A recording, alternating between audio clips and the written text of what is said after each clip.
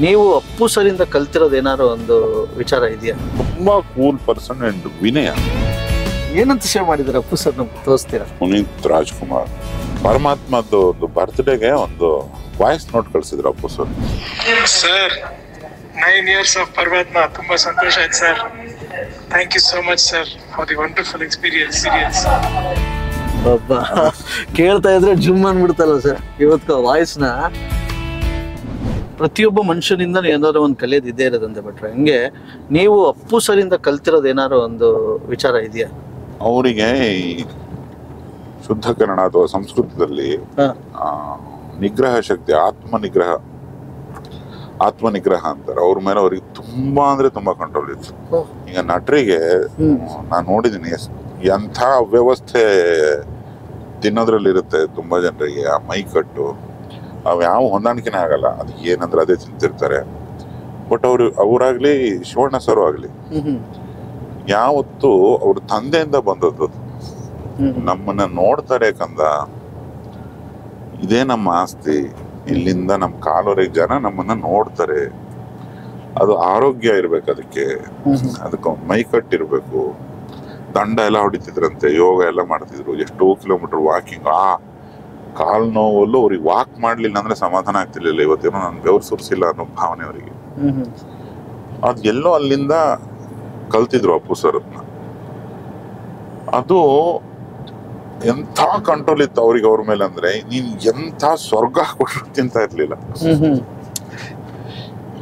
ಆಮೇಲೆ ಬೆಳಿಗ್ಗೆ 3:30 ಎದ್ದು ಒಂದು 20-25 ಕಿಲೋಮೀಟರ್ ಸೈಕಲ್, ಒರಿಜಿನಲಿ ಹಿಂಗ್ ಹೋಗೋರು ಕಾಡಲ್ಲೋ ರೋಡಲ್ಲೋ.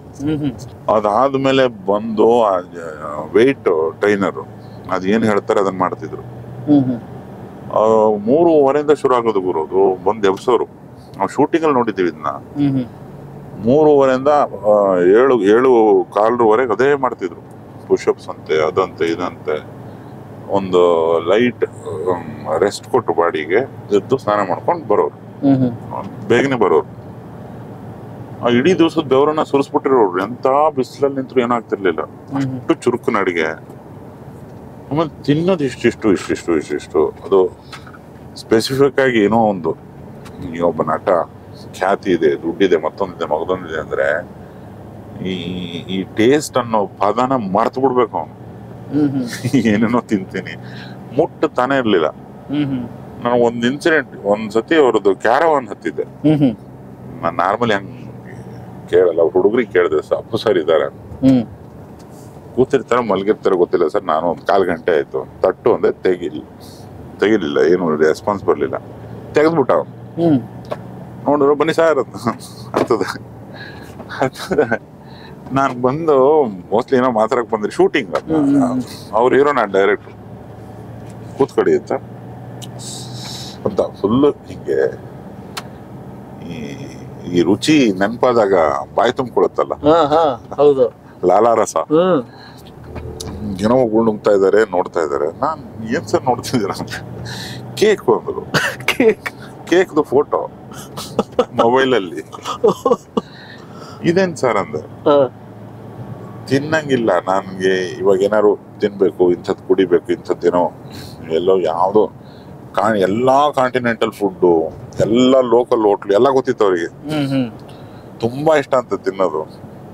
ಬಟ್ ಅವರು ಆರೋಗ್ಯ ಮತ್ತೆ ಎಕ್ಸರ್ಸೈಸು ಇವನ್ನೆಲ್ಲ ತಾಳೆ ಹಾಕೊಂಡು ಅವ್ರು ಯಾವಾಗ ತಿಂತಿದ್ರು ಅನ್ನೋದೇ ಗೊತ್ತಿಲ್ಲ ಒಬ್ರು ನಂಗೆ. ಇವತ್ತಿಗೂ ಶಿವಣ್ಣ ಯಾವಾಗ ಊಟ ಮಾಡ್ತಾರೆ, ತಿಂಡಿ ತಿಂತಾರೆ ಗೊತ್ತಾಗಲ್ಲ.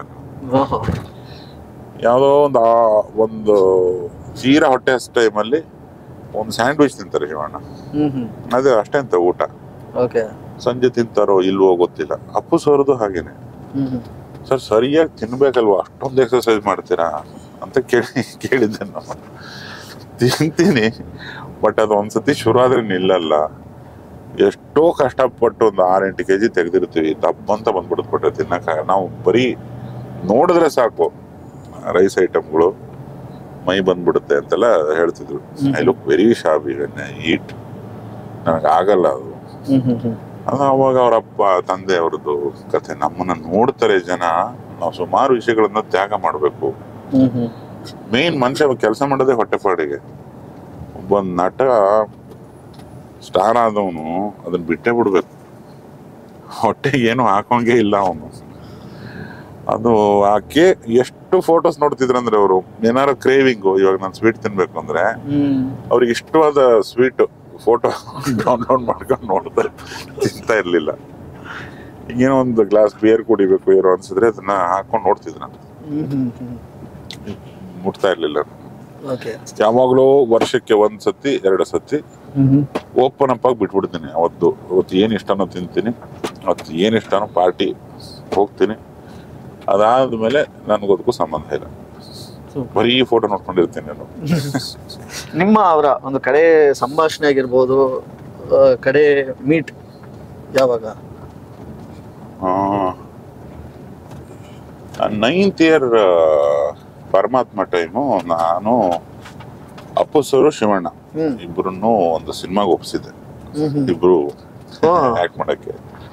ಅಪ್ಪು ಸರ್ಗೆ ತುಂಬಾ ಇಷ್ಟ ಆಯ್ತು. ಶಿವಣ್ಣ ಸರ್ ಒಂದು ಇನ್ನ 2 ರೌಂಡ್ ಬರಿಬೇಕು ನೀವಿದು ಅಂತ ಹೇಳಿದ್ರು. ಆಯ್ತು ಸರ್ ಅಂತ ಹೇಳಿ ಅದು ನಂದು ಕರ್ನಾಟಕದ ಮನಕ ಶುರು ಮಾಡೋದು ಅಂತಿತ್ತು ಅವಾಗ್ಲೇ. ಅದಾದ್ಮೇಲೆ ನಾನು ಪರಮಾತ್ಮದ್ದು ಒಂದು ಬರ್ತ್ಡೇಗೆ ಒಂದು ವಾಯ್ಸ್ ನೋಟ್ ಕಳ್ಸಿದ್ರು ಅಪ್ಪು ಸರ್. ಅದು ಇನ್ನೇ ಇದೆ ನನ್ನ ಹತ್ರ, ಅವ್ರ ನಂಬರ್ ಅಲ್ಲೇ ಸೇವ್ ಆಗಿದೆ. ಏನಂತ ಸೇವ್ ಮಾಡಿದಾರೆ ಅಪ್ಪು ಸರ್? ನಮ್ಗೆ ತೋರಿಸ್ತೀರಾ? ನೋಡ್ತೀರಿ, ಪುನೀತ್ ರಾಜ್ಕುಮಾರ್. ಇವತ್ತಿಗೂ ಕೂಡ ನಮ್ಮ ಭಟ್ರು ಪುನೀತ್ ರಾಜ್ಕುಮಾರ್ ಅವರ ಒಂದು ವಾಟ್ಸಪ್ ಸೇವ್ ಮಾಡ್ಕೊಂಡಿದ್ದಾರೆ. ಭಟ್ರೆ ಅದು ಆಡಿಯೋ ಕೇಳಿಸ್ಬೋದಾ? 9ನೇ ವರ್ಷದ ಪರಮಾತ್ಮ ಇಂಟರ್ನೆಟ್ ಅಲ್ಲಿ ತುಂಬಾ ಚೆನ್ನಾಗಿ ಪ್ರತಿಕ್ರಿಯೆ ಬಂತು. ಆಕ್ಚುಲಿ ಪರಮಾತ್ಮ ಸಿನಿಮಾ ರಿಲೀಸ್ಗೂ ಮುಂಚೆ ಹೈಯೆಸ್ಟ್ ಆಡಿಯೋ ಸೇಲ್ ಆಗಿತ್ತು ಪರಮಾತ್ಮ. ಹೈಯೆಸ್ಟ್ ವಿಡಿಯೋ ಅಟೆಂಡೆನ್ಸ್ ಅಪ್ಪು ಸರ್ದು ಅದೇ ಅಂತ ಇದ್ರಲ್ಲಿ ಇಂಟರ್ನೆಟ್ ಅಲ್ಲಿ. ಓಹೋ, ಅದ್ ಕೇಳಿಸಿಲ್ಲ ಸರ್. 9 years of ಪರಮಾತ್ಮ, ತುಂಬಾ ಸಂತೋಷ ಆಯ್ತು sir. Thank you so much sir for the wonderful experience. ಕೇಳ್ತಾ ಇದ್ರೆ ಜಿಮ್ ಅನ್ಬಿಡ್ತಲ್ಲ ಸರ್ ಇವತ್ತು ವಾಯ್ಸ್ ನ. ನಾನು ಈ ಮೊಬೈಲ್ ಬದಲಾಯಿಸಿದಾಗ ಇದನ್ನ ಹುಡ್ಕಾಡ್ಬಿಟ್ಟಿದ್ದೀನಿ. ನನ್ನೊಬ್ಬ ಗೆಳೆಯ ಶಿಷ್ಯ, ಅವನಿಗೆ ಕಳಿಸಿದ್ದೆ, ಯೋಗಿ ಅಮೂಲ್, ಇವ್ರಿಗೆಲ್ಲ ಕಳಿಸಿಟ್ಟಿದ್ದೆ ಇದನ್ನ. ಮುಂದೆ ನನ್ನ ಮೊಬೈಲ್ ಅಟೆಂಡೆನ್ಸ್ ತುಂಬಾ ಕೆಟ್ಟದ್. ನಾನು ಕಾಯನ್ಬೋದು, ನಾನು ಚೆನ್ನಾಗಿ ನೋಡ್ಕೋಬಹುದು. ನನ್ನ ಮೊಬೈಲ್ ನನಗೆ ಬರಲ್ಲ ಅದನ್ನ ನೋಡ್ಕೊಳಕ್ಕೆ. ಅದು ಉಳ್ಕೊಂಡ್ಬಿಟ್ಟಿದೆ 1 ಪೀಸ್. ಇನ್ನೊಂದು ಕಳ್ಸಿದ್ರು ಅದು ಎಲ್ಲೋಯ್ತು ಅಂತ ಗೊತ್ತಿಲ್ಲ. ಯಾವಾಗ್ಲೂ ಅಲ್ಲಿ ನೋಡಿ ಆ ವಾಯ್ಸ್ ಅಲ್ಲೇ ಸರ್ ಅನ್ನೋದ್ರಲ್ಲಿ ಒಂದು ಕೃತ್ರಿಮ ಇಲ್ಲ, ಮನಸ್ಸಿಂದ ಹೇಳ್ತಾರೆ. ಯಾರೋ ಒಬ್ಬ ವ್ಯಕ್ತಿನ ಮಾತಾಡಿಸ್ಬೇಕು ಅಷ್ಟೇ ಹಾ ಅಂತಿದ್ರು, ಕೃತ್ರಿಮ ಇರ್ಲಿಲ್ಲ. ನನಗೂ ಒಂದ್ ಪ್ರಾಂಕ್ ಕೇಳ್ಬಿಟ್ಟು ಅವರೇ ಕಾಲ್ ಮಾಡಿದ್ರು. ನೀಲ್ಕಂಠನ್ ಕಾಗೆ ಹಾಸ್ಬಿಟ್ಟಿದ್ದೆ ನಾನು. ಅದನ್ನ ಕೇಳ್ಬಿಟ್ಟು ಏನ್ ಸಕ್ಕದ ಕಾಗೆ, ಒಂದೊಂದ್ ಪಂಚಿಂಗ್ ಡೈಲಾಗ್ ಹೇಳ್ತಾ ಇದ್ರು. ಕೇಳ್ತಾ ನನ್ನ ಹತ್ರ ಆಡಿಯೋ ಇದೆ. ಒಂಥರ ಅದ್ ಕೇಳಿದಾಗೆಲ್ಲ ಜುಮ್ ಅನ್ಸುತ್ತೆ ಮೈಗೆ. ಒಂಥರ ಏನೋ ಒಂಥರ ಎನರ್ಜಿ ಸಿಕ್ಬಿಡುತ್ತೆ. ಬಿಟ್ರೆ ಅದು ಅದೊಂಥರ ಬ್ಲೆಸ್ಡ್ ವ್ಯಕ್ತಿ ಅವರು. ಆಮೇಲೆ ಒಂದು ವಿನಯ, ಅವರೇ ನನಗೆ ಹೇಳಿದ್ದು 20 ಚಿಲ್ಲರೆ ವಯಸ್ಸಲ್ಲಿ ತುಂಬಾ ರ್ಯಾಶ್ ಆಗಿದ್ದೆ ನಾನು ಅಂತ ಹೇಳಿ ಒಂದು ಇನ್ಸಿಡೆಂಟ್ ಹೇಳಿದ್ರು. ಅದೇನಕ್ಕೋ ನಾನು ನಡ್ಕೋಬಾರ್ದ ರೀತಿ ನಡ್ಕೊಂಡ್ಬಿಟ್ಟಿದ್ದೆ ಒಬ್ರ ಜೊತೆ. ಅವಾಗ ಅವ್ರ ತಂದೆ ಒಂದು ಇನ್ಸಿಡೆಂಟ್ ಹೇಳಿದ್ರಂತ, ಹಿಂಗೆ ಇದ್ರೆ ಹೆಂಗಿರುತ್ತೆ ಬದುಕು ಅಂತ. ಅವ್ ಬೇಗ ಬೇರೆ ಮದ್ವೆ ಬೇರೆ ಆಗಿತ್ತು ಅಪ್ಪು ಸರಿಗೆ. ಅಶ್ವಿನಿ ಅಮ್ಮ ಬಂದಿದ್ರು. ಆಮೇಲೆ ಅವರು ತಂದೆ ಹೇಳಿದ್ದು ನನ್ಗೆ ಅರ್ಥ ಆಗ್ತಿರ್ಲಿಲ್ಲ. ನಾನು ಹಂಗಿದ್ದೆ. ಚಿಕ್ಕ ಚೈಲ್ಡ್ ಆರ್ಟಿಸ್ಟ್ ಆಗಿದ್ದಾಗಲೂ ಅಷ್ಟೇ, ಹೋಗ್ಬಿಡ್ತೀನಿ ಮನೆಗೆ ಅನ್ನೋದು, ತಳ್ಬಿಡೋದು ಅವ್ರನ್ನ ಅಂತ ಒಂಥರ ಅದು ಅಭ್ಯಾಸ ಅವ್ರೆ, ವ್ಯಕ್ತಿತ್ವ ಅದು. ಅದಾಗಿ ಒಂದು ಅವ್ರ ಸಿನಿಮಾಗೆ ಬರೋ ಮುಂಚೆ, ಅಂದ್ರೆ ಅಪ್ಪು ಫಿಲ್ಮ್ಗೆ ಮುಂಚೆ, ಅದ್ರ ಅಕ್ಕಪಕ್ಕ ಸಡನ್ ಆಗಿ ಒಂದು ವಿನಯ, ಒಂದು ಬ್ಲಿಸ್ಫುಲ್ ಫೀಲಿಂಗು. ಯಾಕೆ ಬೇಕು ನನಗೆ ಲೋಕದ ಜೊತೆ ತಂಟೆ ತಕರಾರು, ಈ ಥರದ್ದು ಒಂದೇನೋ ಡಿಪ್ಲೊಮ್ಯಾಟಿಕ್ ಅಲ್ಲ ಅವರು. ಅವ್ರು ಯಾವ್ದನ್ನಾದ್ರೂ ಬೇಡ ಅಂದ್ರೆ ಬೇಡ ಅಂತಿದ್ರು. ಮನುಷ್ಯ ನೋ ಹೇಳೋದ್ ಕಲಿಬೇಕು, ಯಾರಿಗೂ ಬೇಜಾರಾಗ್ದಂಗೆ ನೋ ಹೇಳೋದ್ ಕಲ್ತಿದ್ರು ಅವರು. ಅವ್ರು ಹೇಳೋ ಪ್ರಕಾರ 20 ಚಿಲ್ಲರೆ ವಯಸ್ಸಲ್ಲಿ ನನಗದು ಒಂದ್ಸತಿ ಅನ್ಸ್ಬಿಡ್ತು, ತುಂಬಾ ವೇಸ್ಟ್ ಮಾಡ್ತಾ ಇದ್ದೀನಿ ನಾನು ಟೈಮ್ನ ಈ ಕೋಪಕ್ಕೆ, ಈ ಕೊಬ್ಬು ಇವು ಯಾವ ವರ್ಕೌಟ್ ಆಗಲ್ಲ, ಬೇಡ ಬೇಡ ಅಂತ ಅವ್ರ ತಂದೆ ಹೇಳಿದ್ದು ಅರ್ಥ ಆಗ್ತಿರ್ಲಿಲ್ಲ ಅಂತ ಅವ್ರಿಗೆ. ವಿನಯ, ಕೂಲ್ ಆಗಿರ್ಬೇಕು, ಏನ್ ಹೇಳ್ಕೊಟ್ರು ತುಂಬಾ ಇದು ರೆಸ್ಟ್ಲೆಸ್ ಆಗಿರ್ತಿದ್ದೆ ನಾನು. ಸಡನ್ ಆಗಿ ಒಂದು ದಿವಸ ಅದು ಏನಾಯ್ತು ಗೊತ್ತಿಲ್ಲ, ಯಾವ ಸಂದರ್ಭ ಅಂತನೂ ನಂಗೆ ಗೊತ್ತಿಲ್ಲ, ನನಗೆ ಹಂಗ ಅನ್ಸ್ಬಿಟ್ಟಿದೆ. ನೀವು ಏನೇ ಅಂದ್ರು ನಾನು ಸಡನ್ ಆಗಿ ರಿಯಾಕ್ಟ್ ಮಾಡೋಣ ಅನ್ನೋ ಥರ. ನನ್ಗೆ ಕೆಟ್ಟದಾಗಿ ಯಾರಾದ್ರೂ ಏನಾದ್ರು ಅಂದ್ರು ಸುಮ್ಮನೆ ಅವನನ್ನ 2 ಕ್ಷಣ ನೋಡ್ಬಿಟ್ಟು ನಕ್ಬಿಟ್ಟು ಅಲ್ಲಿಂದ ಹೋಗೋದ್ ಕಲಿಬೇಕು ಅಂತ ಅನ್ಸಕ್ ಶುರು ಆಗಿತ್ತಂತ ಅವ್ರಿಗೆ. 20 ಚಿಲ್ಲರೆ ವಯಸ್ಸಿಗೆ ಅದು ಹಂಗೆ ಇದ್ರು ಕೂಡ ಏನೆಲ್ಲ ಪಾಸಿಬಿಲಿಟೀಸ್ ನೋಡಿದ್ರು, ಏನೆಲ್ಲ ಅದಂದ್ರೆ ಆ ಫ್ಯಾಮಿಲಿ ಎಷ್ಟು ಗ್ಲೋರಿ ನೋಡಿದೆ ಅಷ್ಟೇ ನೋವು ನೋಡಿದೆ. ಅಪ್ಪಾಜಿನ ಇಲ್ಲಿ ವೀರಪ್ಪನ ಕರ್ಕೊಂಡು ಹೋದಾಗಿರ್ಬೋದು, ಒಂದು ಪೇಷನ್ಸು ಇತ್ಯಾದಿ ಇತ್ಯಾದಿ ರೈಟ್ ಬ್ಲೆಂಡ್ ಬಂದ್ಬಿಡ್ತವ್ರಿಗೆ ಬದುಕಲ್ಲಿ. ಅವ್ರ ತಂದೆನೂ ಅಷ್ಟೇ ಬದುಕಲ್ಲಿ ಎಷ್ಟೋ ಅವ್ರ ಪೇಷನ್ಸಿನ ಉದಾಹರಣೆಗಳು. ಅವ್ರ ಸರ್ಕಲ್ ಅಲ್ಲಿ ಕೂತ್ಕೊಂಡು ಆ ಕಥೆಗಳನ್ನ ಕೇಳ್ತಿದ್ರೆ ಅವ್ನು ಇಲ್ಲಿ ಹೇಳಕ್ಕೆ ಆಗಲ್ಲ. ಅಂತ ಸಿಚುವೇಶನ್ಸ್ ಅಲ್ಲಿ ಅಷ್ಟೆಲ್ಲ ಪೇಷನ್ಸ್ ಇಟ್ಕೊಂಡು ಅವ್ರು ಮೇರು ನಟರಾಗೋದಂದ್ರೆ ಸುಲಭದಲ್ಲ. ಅದು ತುಂಬಾ ತ್ಯಾಗಗಳ ನಂತರ ಬರೋದು. ಏನ್ ಈ ಮಾಮೂಲಿ ಮನುಷ್ಯಗಿರೋ ಯಾವ ಸುಖಗಳು ಇರ್ಲಿಲ್ಲ. ಎಲ್ಲೋ ಹೋದ್ನ ಬಂದ ಒಬ್ಬನೇ ಆಗದೇ ಇಲ್ಲ. ಪಬ್ಲಿಕ್ ಲೈಫ್ ಅದು, ಎಲ್ಲರಿಗೂ ಬೇಕಾದವರಾಗಿದ್ರು ಅವರು. ಅದನ್ನ ನನ್ಗೆ ತುಂಬಾ ಇಷ್ಟ. ಅವರ ತುಂಬಾ ಕೂಲ್ ಪರ್ಸನ್ ಅಂಡ್ ವಿನಯ.